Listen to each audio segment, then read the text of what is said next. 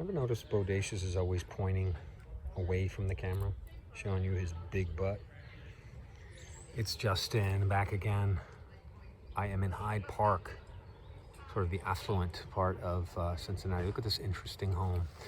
Some of what we're seeing here, I believe these are called 4-square homes. They're big, sort of brick boxes, and there's something nice about them, something comforting about a brick house.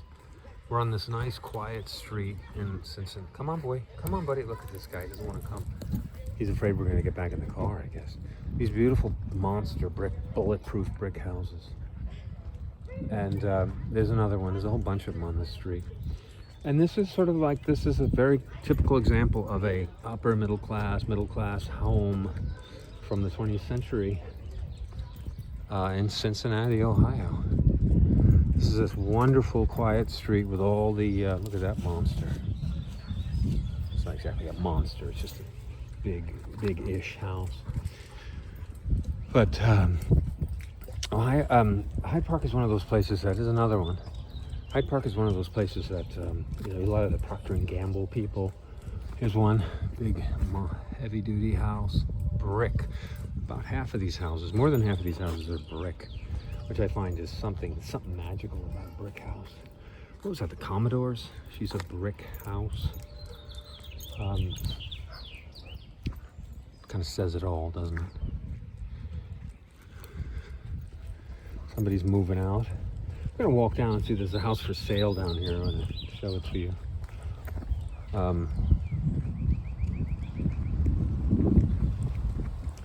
I've been listening to this guy, Michael Hudson. I discovered him recently. He is an economist, and he talks a lot about deep economy, you know, the economics of the history of the world, really.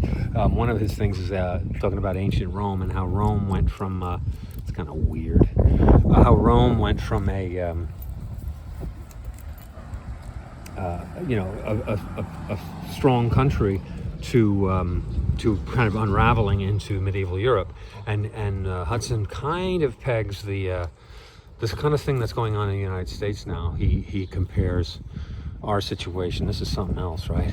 High roller. He compares the situation we have now to ancient Rome, and how what happened was that the economics of ancient Rome was similar to the United States, where you had too much money at the top and not enough opportunity at the bottom, and too many people losing out. Rather than gaining, they were losing. And what happened is, what is it, Bodacious?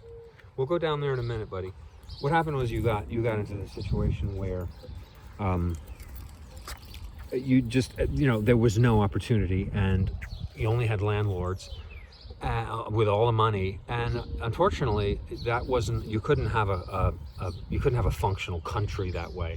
And then you slid into medieval Europe, and medieval Italy, I guess.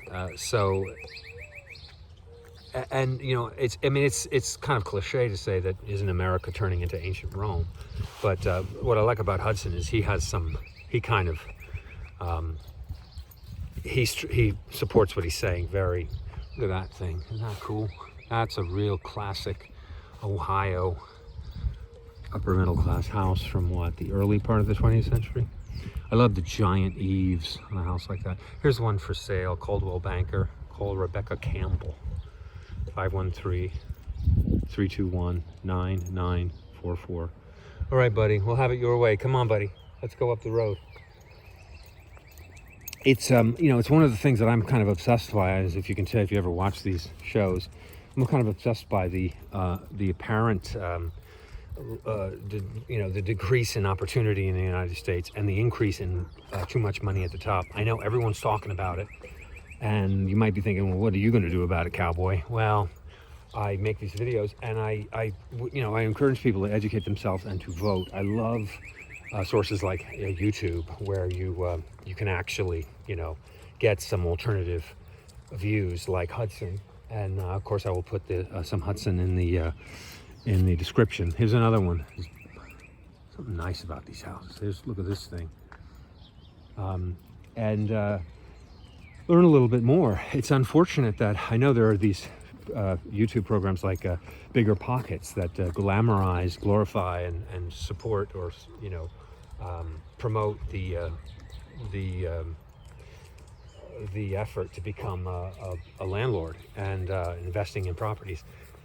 And I think it's okay if a few people do that, but when it becomes an institutional thing, I find it's unfortunate, because it leads us down the road of ancient Rome, where working has no meaning, or has less and less meaning every day, and being a landlord has more and more meaning. And then you get old money at the top, and you can't have a functional country that way, just like ancient Rome. So I don't know how it's going to shake out, but I would encourage people to remember we're still in a democracy, and you can still vote. Here's yet another one of those brick. Foursquare, I think that's what you call it. I'll have to look it up. I'll correct myself in the comments if I got it wrong. Look at this thing. And so, I'm trying to be optimistic. I don't want to end this on a negative note, but what I love about YouTube is you can educate yourself and start to figure out when you're being duped by the powers that be and the media. I find one of the things that Hudson talks about is how economists are, in cahoots with the, or supporting or helping the 1%. And and they're sort of compelled to do so because they want to get tenure. It's hard to believe all this stuff, but this is what a lot of apparently knowledgeable people are saying. So, I would just encourage you to educate yourself.